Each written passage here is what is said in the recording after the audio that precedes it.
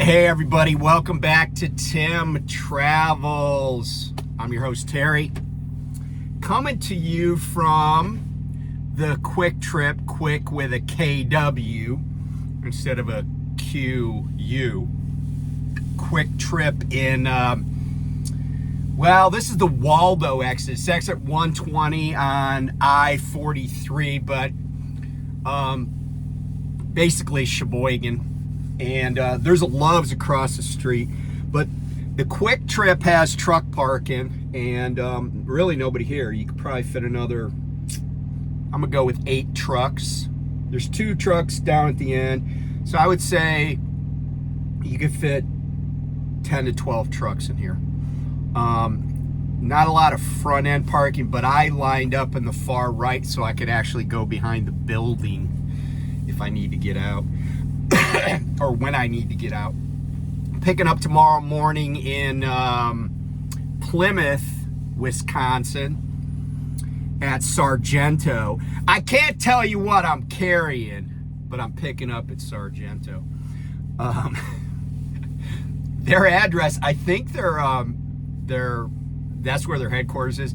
Their street is Persnickety Street, and that's part of their corporate logo, corporate mantra, persnickety. And so because it's their persnickety, I not only got my trailer washed out, I got my trailer washed off. Now my truck still has a bunch of salt on it, but the trailer's looking sweet.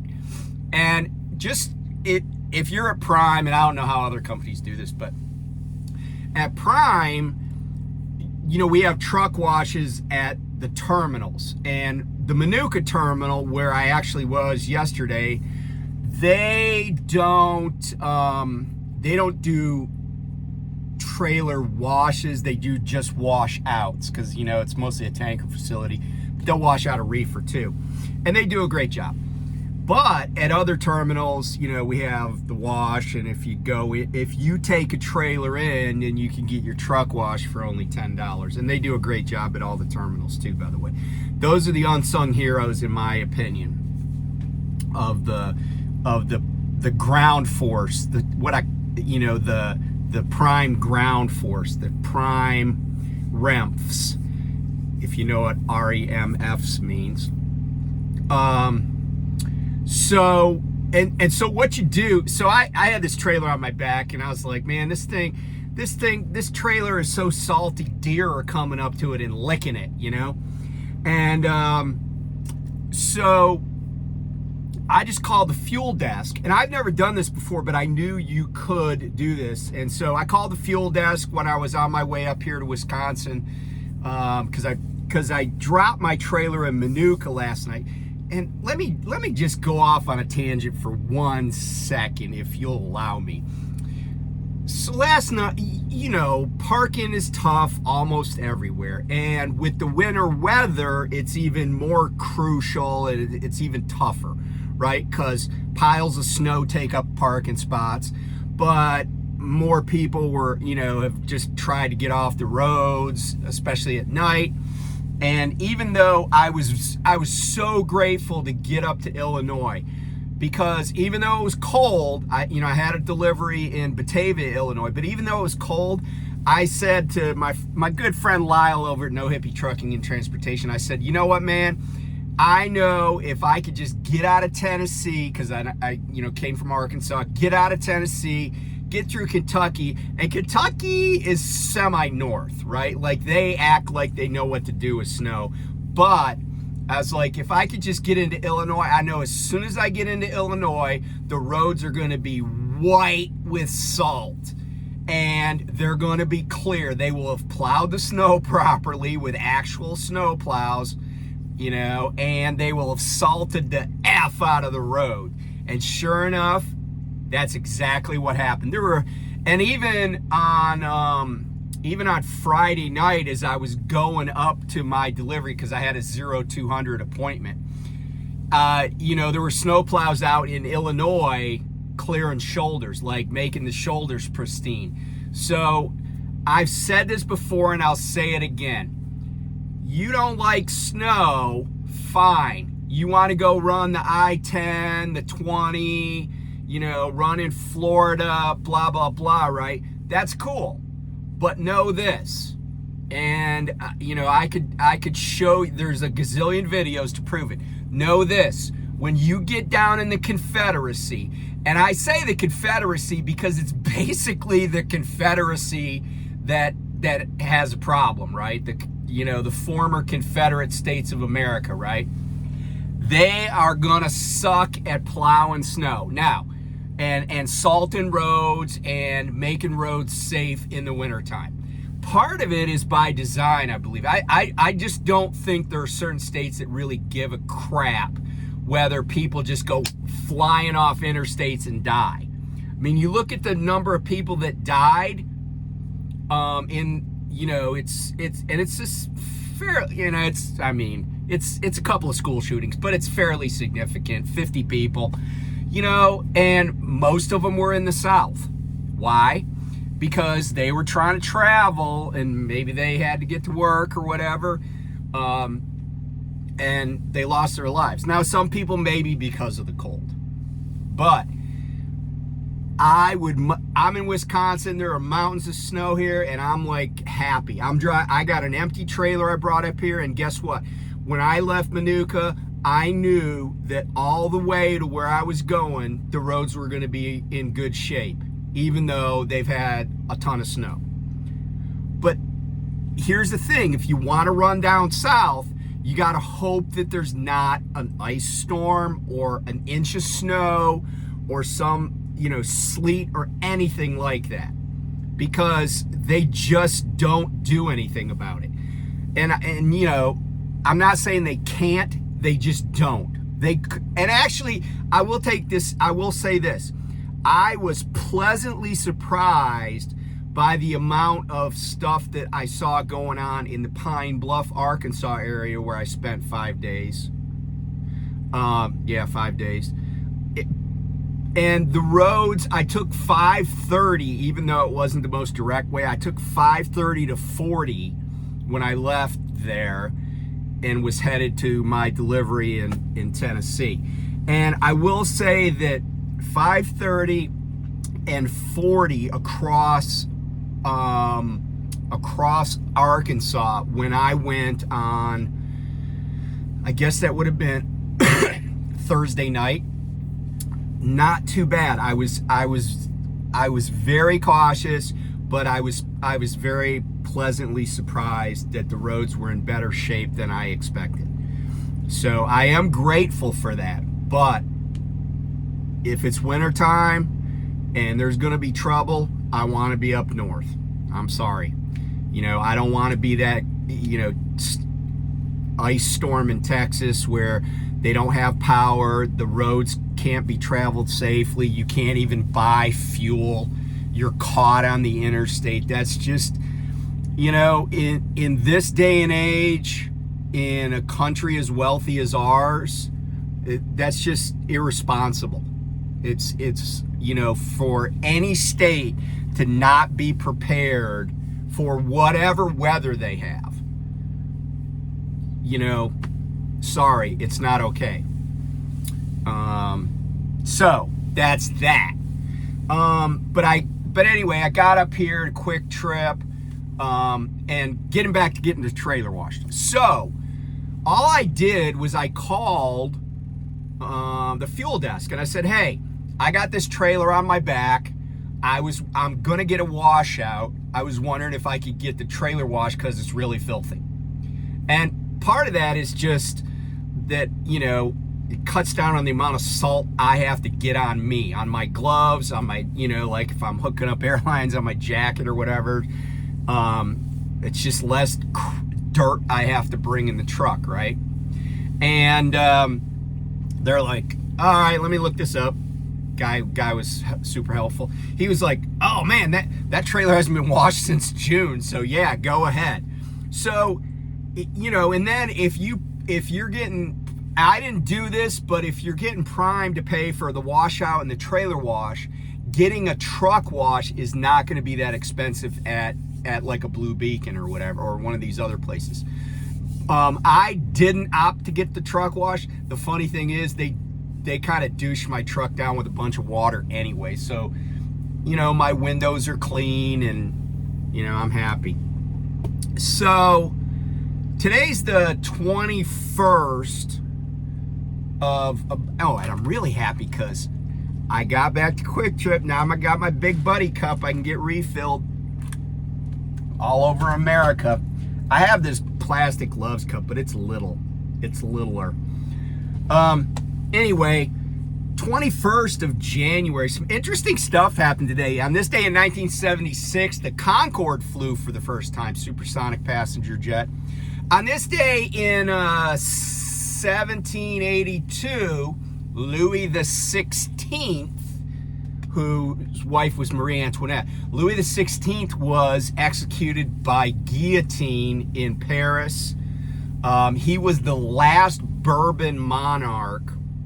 Yeah, that's right, bourbon, like my preferred adult beverage.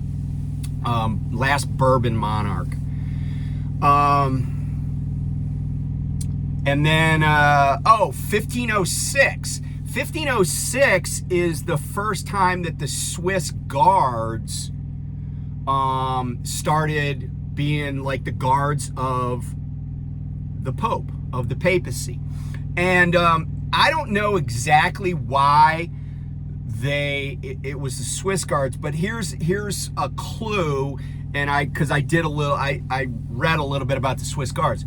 So the Swiss guards have to be between 19 and 30 years of age. They have to be Swiss citizens. And I don't know if it's because Switzerland has always been a neutral country or not. But anyway, the Swiss guards have to be Swiss citizens. They have to be Catholic. And they have to be a certain height, but I don't remember what that was. But the interesting thing is, so you probably have seen the Swiss guards with like the medieval garb, like the steel helmet with the feathers or the plumes on top. That uniform is a ceremonial uniform, but it's believed to be the longest continuous in-use uniform in history. But the colors of that, the dark red, the blue, and it's kind of yellow, it's kind of mustard color, those are the colors of the Medici family. And if you know anything about Italian history, you know the Medicis were this powerful family from Florence, I believe. And this is back when Italy was basically city-states. In other words, it wasn't a unified country. And that really wouldn't happen until like the 1830s when Giuseppe Garibaldi kind of united the country. But anyway, so I think it was, and rich families in the church were always intertwined in Italy and other places. The church, when I say the church, I mean the Catholic Church. And so it wouldn't surprise me that the Medicis wanted to own, essentially, the bodyguards of the papacy. So they provided them from Switzerland, like they got people they could trust because they couldn't maybe trust anybody in Italy. But when they provided them, they gave them the uniforms and said, and made sure that it was their family colors. So the papacy, the Pope and his curia, right, his assistants, they knew who was controlling their bodyguards because they saw the colors every day. That's just a little what I would call a Terryism, but it wouldn't surprise me if that's pretty historically accurate. What else happened today? Let's see. 1885, Leadbelly was born, we think, on this day, because he was born on a plantation, former plantation, or maybe it was still a plantation, probably. It was in Louisiana. So Leadbelly is an extraordinary, his real name is Huddy William Leadbetter. You know what? I'm going to show a picture of Leadbelly. I found a picture of him. Take a look.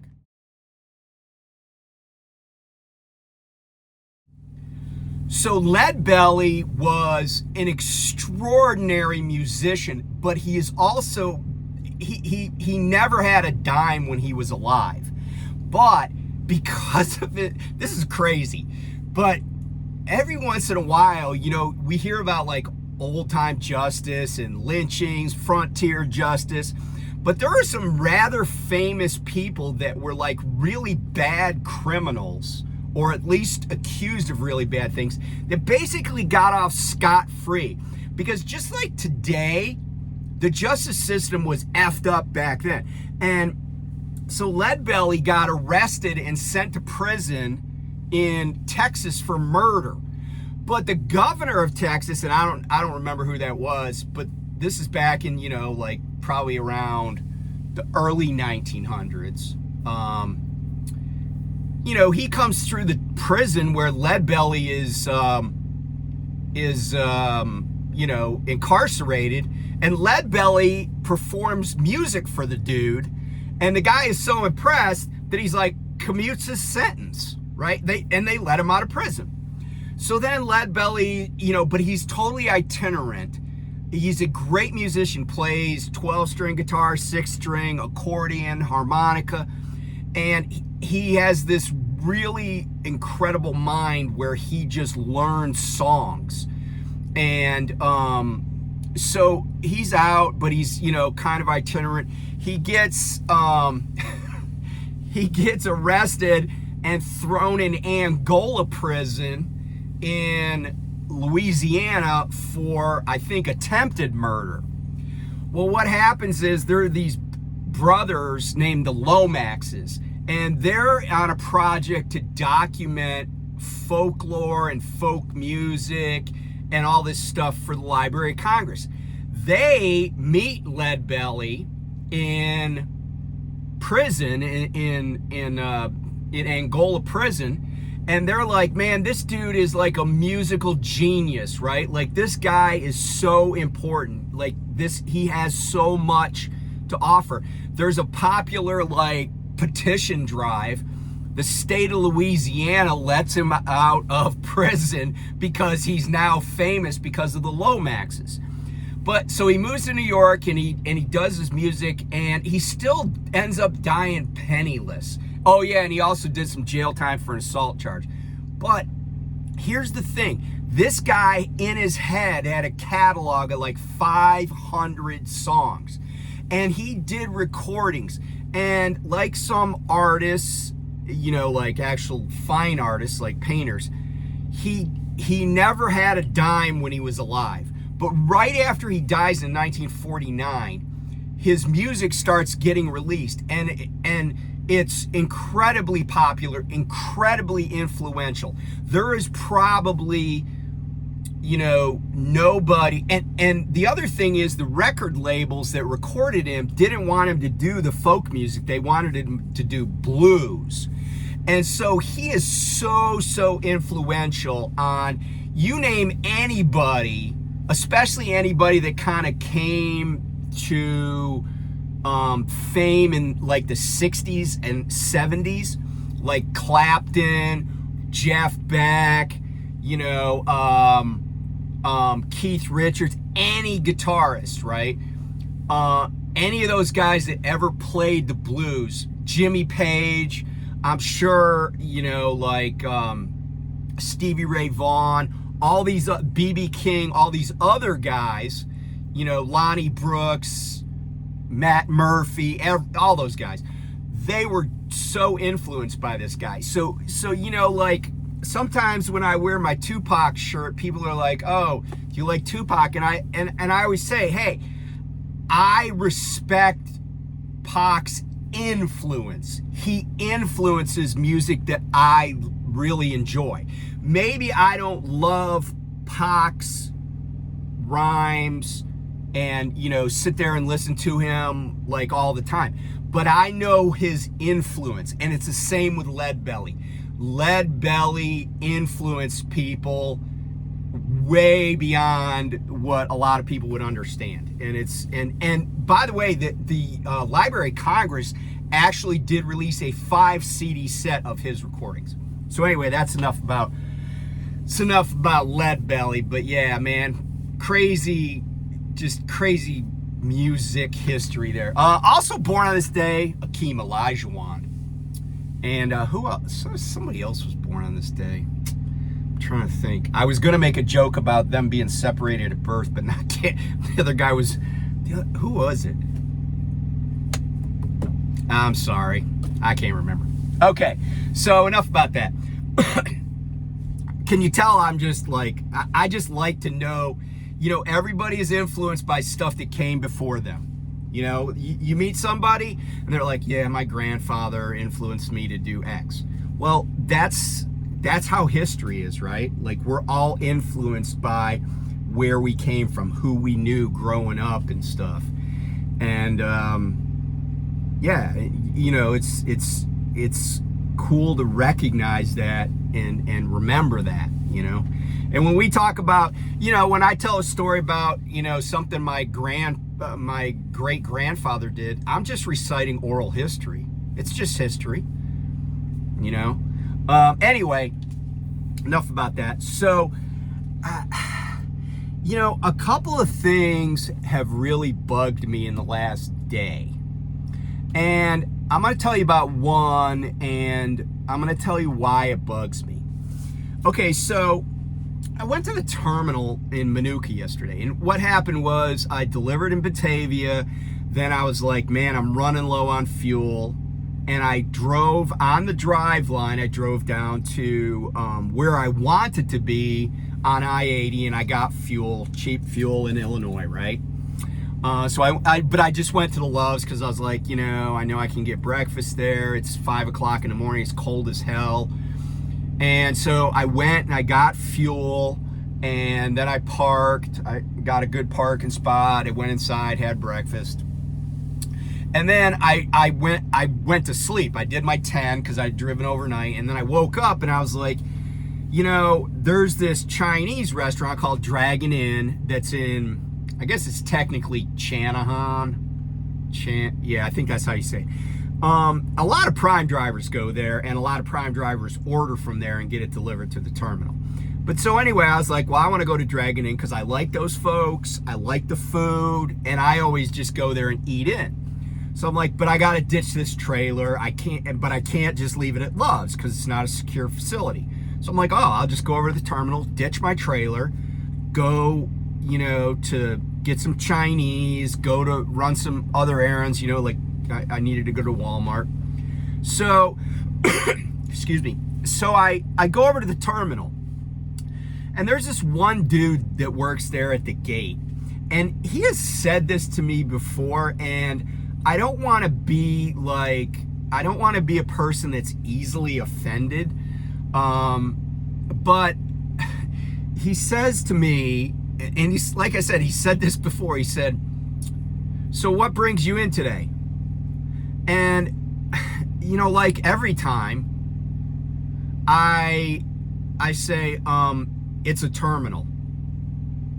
Like I don't need an excuse to go in the terminal. And he's like, well, is there anything wrong? I'm like, no, this is a terminal. And here I am. Like, because maybe I wanted to do laundry. Maybe I wanted to get a shower. Maybe I just needed a place to park that's safe. That's, because parking has been, a lot of trucks on the side of the road type of thing. So then he says, well, there's no room to park in here. I'm like, oh, well, I'm still coming in. Now, in my mind, I was like, oh yeah, there is. There's plenty of room to park. Because here's the thing. That trailer on my back, I don't have a lease on that, right? I'm responsible for it as the driver when it's attached to me. But it's not my trailer. I don't have a leasehold. I'm not buying it. It's Prime's trailer. They just let me use. But when I want to take Prime's trailer into one of Prime's facilities, I don't care what anybody says, I'm gonna do it. Why? Well, because it's theirs, right? I don't leave their trailer in unsafe places, and I respect that they don't want me to. But I also expect that I can get rid of a Prime trailer at any Prime facility I want to. So I pull in, and the place is a freaking dumpster fire. But here's the thing. The tankers, so they have this rule that rows 1 and 6, or 6 and 1 or whatever, you can't park any vans or, reefers or flatbeds in. Okay, fine. But then they got tankers all over the place, like blocking aisles on the ends of the where the curb is, taking up spots that you could normally park a reefer in. And some of these tankers, right, they got jockey wagons there, but some of these tankers, I am not joking, are 5 or 6 feet apart. Like they're next to each other, but it's like a teenager parked them and they didn't want to get too close. And I'm like, you got a jockey wagon. When I was at Estes, we would park trailers, and I am not joking. If there was this much space between trailers, we're good. We're good. I mean, honestly, I've put trailers in spots where I was, kind of just scraping in the sides, because that's just how we rolled. And I'm not saying to do that with these tankers, but I am saying, you got a jockey wagon, move these over. And there were big spots, and and I was just like, okay, so first of all, so I drove all the way around, and then finally I just did the Springfield thing, and I parked my trailer at the back of a whole row of reefers. And, but I just don't like, and, of course, there's a bunch of pedigree stuff there. And, the reason why there's a bunch of pedigree stuff at every terminal is because the used truck and trailer market is in the tank. It's just not there right now. You could barely give these things away. So I get it, but this is one of Prime's assets. It's not mine, And so I dropped the trailer. What'd I do? I went and got my Chinese. I went to Walmart, and then I actually went back and parked at the Loves because I got a shower and I didn't want to have to deal with, the terminal. But then I went back and got the trailer this morning. But that just, it really bugs me when somebody says, oh, there's no room for you here. Because if there's no room for you at a terminal, then where is there room for you? I feel like Joseph and Mary. I'm out here. It's cold. I need a place to stay. I need a place to bring my baby Jesus trailer. So anyway, so that's what I did. I went back this morning, got it, and the rest is history. But here's one other thing that I heard, and I heard it on somebody's YouTube channel, and I wanted to kind of talk about this. So Lyle was talking yesterday how this whole cold snap, the crazy weather, just had some bad luck, how it's just kind of a downer and it's been wearing him down. And I wanted to say this, that is, even for people that are mentally tough, this business can wear you down. And he's juggling a lot of balls. He's juggling way more balls than I am. And, sometimes you just have had enough. And I'll give you an example of how I just had enough the other day. So I told you I delivered in Humboldt, Tennessee. Well, guess what? I also had a pre-plan out of that same facility. So, I think I mentioned this in an earlier video. I did my 10 there, right? So then I get up, I go to Walmart, get a couple of things, get some soda, and I come back, and I'm calling them. I'm like, hey, what's up with this load's not ready. And the window, and they're like, oh, it'll be ready by 13:30. Okay. So, I don't know, 1400 I call. And finally I just walk in there because I want to get some exercise, so I'm walking. And they're like, oh, well, you didn't check in here with us. And I said, well, okay, here I am. But the load wasn't ready anyway. They're like, oh, well, give us your phone number. So I give them the phone number, right? So this load is ready at, in fact, I sent a message to dispatch and I said, hey, I got like a hard stop on this, like 5 if I'm not out of here by 5, I am not going to be able to get this delivered on time. And this is the load going to Batavia at 0200. So I say, so finally they call me and they say, oh, your load's ready. I'm like, okay. So I go inside, I get the paperwork. Don't put the seal on until you get to the gate. Okay, fine.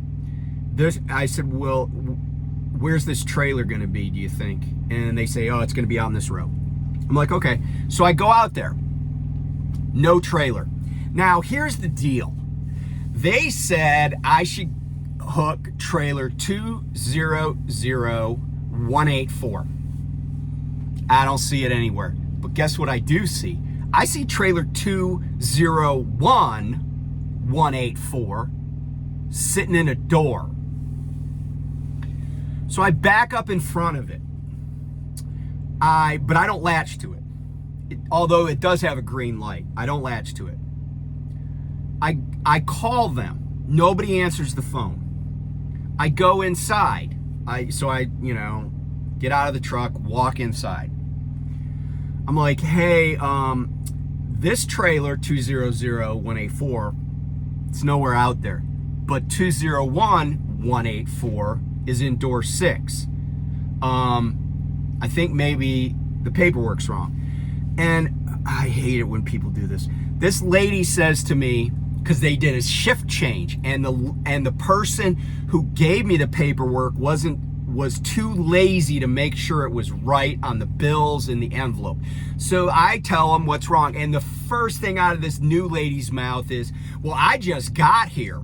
And I'm like, that's nice for you. I've been here a while, but this paperwork's still wrong. And there's certain things that I got to admit, if I was a better human being, it wouldn't set me off. But it always chaps my ass when somebody says, I just got here. Well, guess what? You're here, you're on the clock, and I got an issue. And then this lady just pen and ink changes it. I'm like, you're not going to reprint the bills?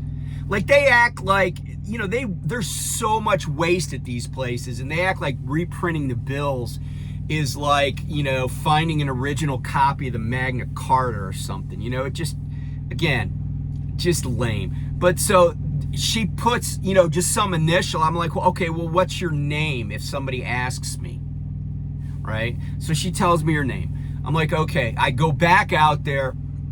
I back under the trailer. I go out. Oh, there's a frickin' lock on the airline, on the red line, the emergency line. I walk back inside. I'm like, hey, could you get somebody to take that off? Now, a jockey comes fairly quickly, but not as quickly as I wanted, because I didn't want it to even be on there to begin with. But in this guy's defense, he comes fairly quickly, and he's towing a tanker. So I know he kind of dropped what he was doing to take care of this. But I'm sure that lady that was so freaking in a hurry to get out of there and didn't do the paperwork right probably never did call the dude to tell him to put that trailer on the line for pickup. So that's why it was sitting in the door still. Of course, she had the wrong number, but he comes, he takes it off. I latch to the trailer, I get it, I work my magic, I slide the tandems, I do all that nonsense, and I head to the gate. So I get to the gate, and it's kind of a weird, cluster. And, I'm assuming that the gate guards don't have PhDs or maybe even high school diplomas. But anyway, they are... and I don't know what they're dealing with, but anyway, there's 2 of them. And the truck in front of me is a Hirschbach truck. And this woman comes out and takes care of him and takes the one seal off the door, opens the door. He goes and gets a load lock, puts a load lock in. Then they seal it up. Then he pulls forward and backs over the scale. I'm like, all right.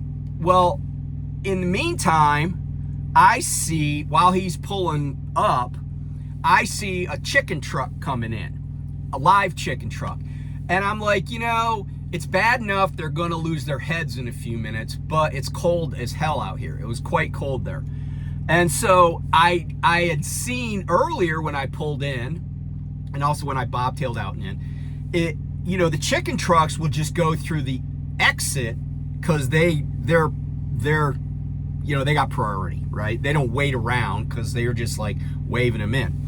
So what do? Being the good citizen that I am and the animal lover, I throw them, well, actually, I think my forward's are on, but I look, nobody's behind me, I back up. I get completely out of the way so the chicken truck can just come through and we can end this charade that these guys are just going on vacation to Florida. They're not, they're just going to a plant. Well, then this other guard comes out, and because he just thinks that I backed up for my health, I guess, he immediately comes out and he's like, he keeps putting his hands up like, stop in the name of the law. You know, and I'm just looking at him and I'm like, dude, I'm not moving. I backed up. I know exactly what you want to do. And then for some reason, I just sit there. For some reason, the chicken truck waits until the guy that's coming in moves out of the way and he just goes in there. So I pull up and I did exactly like the driver before me. I wait outside the guard shack. Then the guy, who I guess has swapped places with the lady, he wants me to come around, and then he's all like, you know, like it's kind of weird. It's like he has this really pretty rudimentary like job. But he's acting like he's checking, I don't know, like, you know, like the instructions for disarming a bomb, right? And so he's got major concerns about that pen and ink change to my trailer number. He's looking at my trailer, then he's looking back, he's looking at me like, what's up, bro? Like, you up to no good. So finally, he says, all right, well, come with me. All right. So I had already locked my trailer because that's what we do here at Prime. And he's like, you got to unlock this. So I have to go back to the cab, get my keys, and I unlock it. He's like, unlock it and pull the seal off. So I pull the seal off. He's like, now here's the thing. Remember, I had to wait a long time to get this load, way past when it was due. But here's the thing. I had a load that had 18 pallets. It only weighed like 20,000 pounds. Now, I don't know about you, but I really want weight evenly distributed in my trailers, especially at a time of the year where I don't want the tandems moving laterally if I can help it. What did they do with these 18 pallets? They frickin' double stacked them. They didn't floor load this load. 18 pallets. So he opens up I open up the door, and there's like a wall of pallets, but it's way the F up in the front of the trailer. 18 pallets. And I was just, at this point, I was just kind of irked. And I was like, he's like, do you want to put a load lock in there? I'm like, no, I don't. I didn't double stack these frickin' pallets and take 4 hours extra to do it. So we closed it and sealed it. And you know, after I left, I was like, I might regret that. And every time I hit a big bump, I was like, yeah, that shit's gonna be all over the back of the trailer. It was shrink wrapped, but then there was one pallet had like 3 boxes that weren't. I was like, man, I'm gonna be picking up boxes of chicken or whatever. But guess what? Even though the roads are not great, I get up there. It's like 0 degrees outside when I get to where did I go? Oh, for crying out loud. Not Lidl. You guys will think of it. You know what I'm talking about. The discount grocery place, the German company. I get up there. I open up the doors. It's like, at this point, it's the heater working in the trailer. But I get up there. Nothing's out of place. It was almost like maybe it just froze in place or maybe because it was so towards the front of the trailer, nothing bounced high enough. I don't know. But I got lucky and on that. But, I just had enough. But one thing that Lyle talked about, and, I was telling him today, when I was at the Naval Academy, the midshipmen used to call this time between like when they came back from Christmas break and when spring break happened, they called it the dark ages. And it kind of is, and it's easy to get down in the dumps. And I will tell you this from growing up in the North, and I used to live up here in Wisconsin. I've been in places that are, cold and snowy for big parts of the year. The cold wears you out. Everybody knows the heat wears you out, but the cold wears you out just like the heat. Just like in the heat, you need more fluids, okay? Staying hydrated. The cold also taxes your body and your mind more. Your body is using a lot of energy and effort just to stay warm. And that's not even counting if you do anything arduous, like cranking, landing gear that are like basically frozen, or climbing around in one of these trailers. And I'm not saying this is a super hard job, but even just walking, a couple hundred yards across a parking lot is more taxing on your body than it would be if it was 50 degrees outside, because your body is working overtime just to stay warm. Okay? So be good to yourself. Don't overeat, but don't neglect it. Even if you don't feel hungry, get some quality food in you. Fruits, vegetables, quality protein, right? Hydrate. And do things that, treat yourself, right? Like whatever it is that makes you happy, do that if it's not a bad habit. But here's the other thing about, and he was telling this story, and it just really, I told him straight up, I was angry for him. So he has a driver, he has, a couple of drivers, 3 drivers now, I guess. And one of his drivers, somebody called Prime and said, your this trailer number had ice blow off or fall off, and it broke my windshield. It cracked my windshield. And Prime, and I am very confident with 0 investigation, just said, oh, okay. And they figured out what truck it belonged to, and they hit him for the deductible. And he said he doesn't know if it's the $500 trailer deductible or if it's the $1,000 truck deductible, but either way, it's crap, okay? And I say that not because I'm not a guy that wants to take responsibility for when I screw up, but it's crap for a couple of reasons. One is, where's the proof? It's like, I was telling him when I was at GP Transco, man, most of the senior people at GP were like Eastern European. And I know that if somebody called and said, oh, one of your trailers broke my windshield, they'd be like, okay, you got the video? And if they said no, they'd be like, well, you can't prove it, right? But, GP, it wasn't like they didn't hold drivers accountable, but they would, but they would stick up for drivers, right? They wouldn't, and here's the thing, right? Word gets around that a company like Prime, all you got to do is call them and give them a number and give them a location, and they're going to like roll over. What they should say is, hey, we're sorry to hear that. Talk to your insurance carrier, and then your insurance carrier, if there's proof, can subrogate the claim and get us to pay. The other thing that bothers me about this is deductibles for glass, I think nationwide, because states control insurance.